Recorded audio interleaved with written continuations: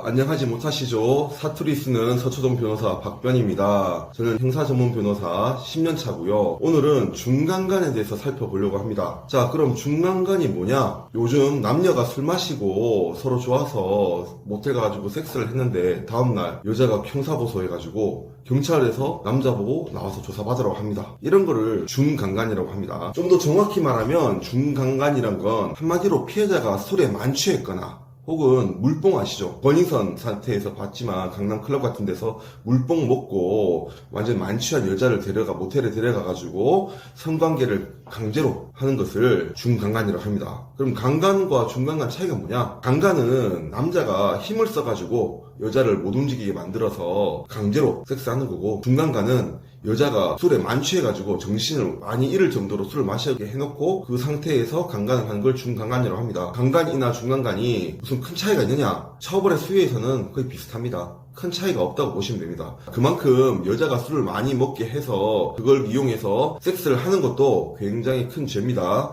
그럼 중간간의 특징은 뭐냐? 첫째, 야간이 주로 발생합니다. 중간간은 아무래도 술을 마시고 혹은 물뽕 같은 걸 먹고 클럽에서 나와서 모텔 가가지고 섹스하는 경우에 많이 발생하기 때문에 밤 10시나 새벽 4시 사이에 주로 많이 발생합니다. 둘째, 미혼 남성 20, 30대에서 많이 발생합니다. 자, 예를 들면 처음 만나서 소개팅한 남녀 사이에서도 발생하고요. 클럽에서 춤추면서 즐겁게 놀다가 맘 맞아서 술 마시고 모텔 가서 중간간이 발생하기도 합니다. 아니면 원래부터 알던 사이에서도 발생합니다. 학교 동창생들끼리도 발생하고요. 학교 선후배, 그리고 심지어 직장을 다니는 동료들도 회식하고 나서 만취해가지고 모텔에서 섹스를 하는 경우가 있기 때문에 중간간을 당하는 경우가 많습니다. 자, 셋째, 피해자는 변호사 상담 없이 경찰에 신고하는 경우가 많고요. 넷째, 고소를 당한 사람은 현행범 체포돼서 곧바로 경찰 조사를 받는 경우가 굉장히 많습니다. 다섯 번째, 경찰이 피고 소인의 신변 확보부터 하려고 합니다. 예를 들어서 여자가 술 마시고 집에 돌아가서 경찰서에다 바로 신고를 하는 경우가 있거든요.